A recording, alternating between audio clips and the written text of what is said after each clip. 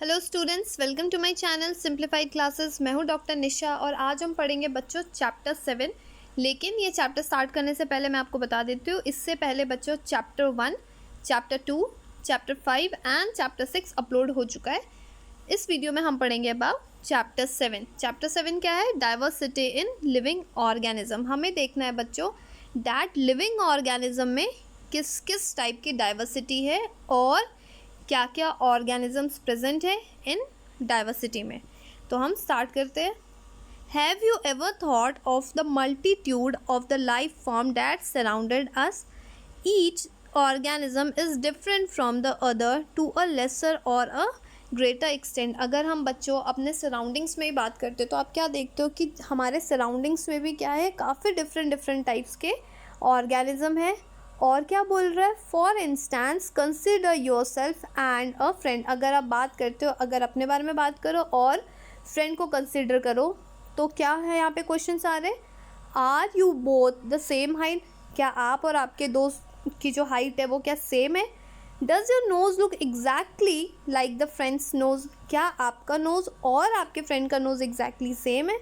Is your hand span the same as your friend? और आपका अगर हैंड स्पैन, क्या वो फ्रेंड के हैंड स्पैन से सेम है? तो देख रहे हो बच्चों यहाँ पे कितने सारे डिफरेंट क्वेश्चन अराइज हो रहे हैं। अगर आप किसको कंसिडर कर रहे हो, सिर्फ हमने कंसिडर किया है आपको और आपके दोस्तों को, तो क्या होगा? ऐसा बिल्कुल नहीं है। ये क्या हो रहा है, हम बिल्कुल वेरी कर रहे हैं, डिफरेंट है। However if we were to compare our self and our friend with a monkey, what would we से?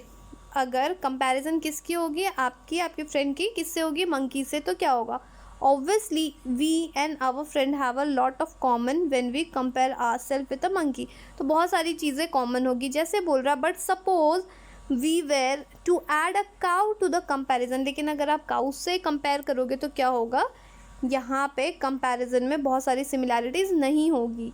We would then think that the monkey has a lot more in common with than a cow. तो क्या हुआ? आपकी और आपके friend की जो comparison अगर हम करते हैं तो सिमिलैरिटीज़ किस में ज़्यादा है? मंकी में ज़्यादा है as compare to the cow. अब इसे समझने के लिए बच्चों एक एक्टिविटी दे रखी है 7.1।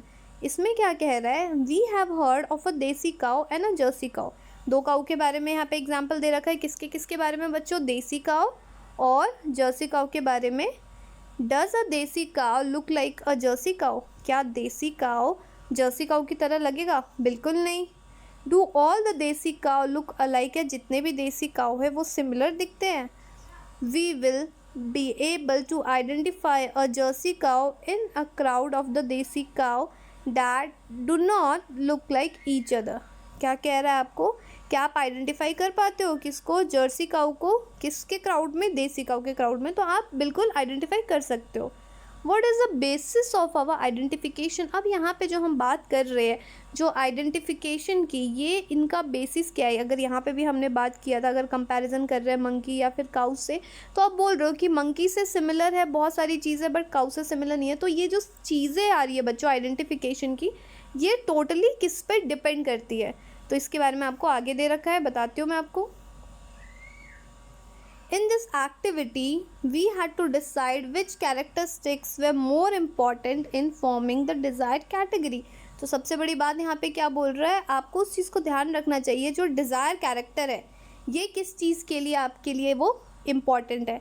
Hence, we were also deciding which characteristics would be ignored। और हमें ये भी ध्यान रखना है कि जो आप कंपेयर कर रहे हो, कौन से कैरेक्टरिस्टिक्स को इंक्लूड करना है और कौन से कैरेक्टरिस्टिक्स को इग्नोर करना है।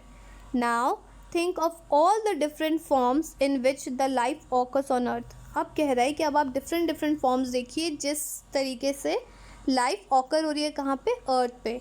On one hand we have a microscopic bacteria for a few micrometre in size. अगर आप बात करते हो अर्थ पे, क्या हो गया? बैक्टीरिया भी प्रेजेंट है जो कि काफ़ी ज़्यादा छोटे हैं। ये क्या हो गया? तभी हम उनको क्या बोलते हैं? माइक्रोस्कोपिक बैक्टीरिया, बिकॉज इनको आप नेकेड आई से नहीं देख सकते। इन्हें देखने के लिए you need a microscope. While on the other hand we have a blue whale. अगर हम बात करते हैं दूसरा एग्जाम्पल, तो हमारे पास क्या है बच्चों? एग्जाम्पल ब्लू वेल का। ब्लू वेल देखो कितना ज़्यादा बड़ा है।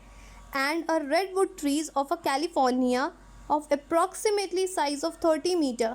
अब यहाँ पे जो ट्री है उसकी साइज़ देखिए क्या हो गया, उसकी हाइट है 30 मीटर एंड 100 मीटर रिस्पेक्टिवली। तो आप देख रहे हो यहाँ पे कितना ज़्यादा वेरिएशन शो हो रहा है। मतलब अगर हम बात करते हैं अगर ट्रीज़ की, तो ये भी काफ़ी ज़्यादा टॉल है। और क्या हो गया, अगर माइक्रोस्कोपिक बैक्टीरिया की बात करते हो तो वो इतना ज़्यादा छोटा है कि आप उसे नेकेड आई से नहीं देख सकते हो। तो बच्चों यहाँ पे आपको क्या दिख रहा है, बहुत सारे वेरिएशंस दिख रहे हैं। Some pine tree live for 1000 of years while the insect like mosquito die within a few days. अब यहाँ पे लाइफ स्पैन की अगर बात करते हैं तो कुछ ट्रीज़ जैसे कुछ पाइन ट्री हो गया, ये बहुत इवन 1000 ऑफ ईयर्स तक वो क्या है लाइफ में एग्जिस्ट कर रहे। लेकिन अगर हम बात करते हैं मॉस्किटो की तो ये कुछ दिन में क्या होती है, वो मर जाते हैं। Life also ranges from a colourless or even a transparent worm to a bright colour birds and flower. अगर हम कलर की बात करें तो कुछ वॉर्म्स क्या होते हैं बच्चों, वो बिल्कुल ट्रांसपेरेंट होते हैं या फिर वाइट कलर देख सकते हो। बट क्या हो गया, कुछ ऑर्गेनिज्म ऐसे भी है, कुछ बर्ड्स ऐसे भी है जो काफ़ी ज़्यादा ब्राइट इन कलर है, और कुछ फ्लावर्स भी ऐसे जो काफ़ी ज़्यादा अट्रैक्टिव है ऑफ डिफरेंट डिफरेंट कलर्स। तो यहाँ पे हमने क्या देखा, डैट ईयर्स जो है लाइफ स्पैन वो भी वेरी कर रहे हैं, और कुछ ऑर्गेनिज्म क्या हो गया कलरलेस है, तो कुछ क्या हो गया काफ़ी ज़्यादा ब्राइट है, कलर्ड है। The bewildering variety of the life around us have evolved on the earth over the millions of years. However, we do not have more than a tiny fraction of a time to try to understand all these organisms, so we cannot look at them one by one. Instead, we look for a similarities among the organism. क्या बोल रहा है बच्चों कि हमारे जो अर्थ पे इतने सारे ऑर्गेनिज्म है, सो डैट आप उसको सिंगल सिंगल आप उसे स्टडी नहीं कर सकते, आपके पास इतना टाइम नहीं है। तो इसलिए क्या होता है कि हम ऑर्गेनिज्म को स्टडी करने के लिए क्या करते हैं, जो सिमिलर ऑर्गेनिज्म है या फिर डिसिमिलर ऑर्गेनिज्म है, हम डिफरेंट डिफरेंट कैटेगरी पे हम उन्हें ग्रुप करते हैं, which will allow us to put them into a different class and then study a different class or a group as a whole.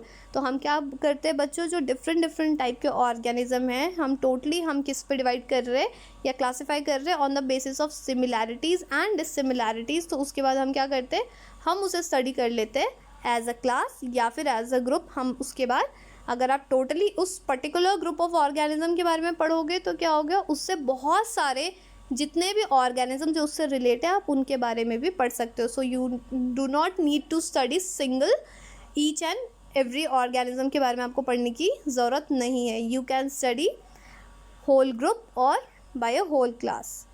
In order to make relevant group to study the variety of the life form, we need to decide which characteristics decided more fundamental difference among the organism.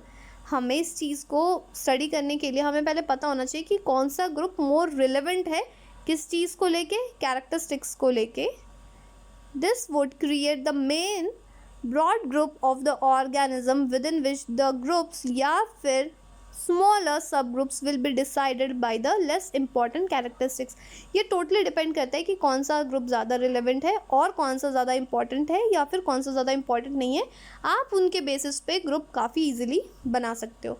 अब बच्चों ये तो हमने अभी तक पढ़ा यहाँ पे इंट्रोडक्शन, बट इसे पढ़ने के बाद यहाँ पे 2 क्वेश्चंस दे रखे हैं।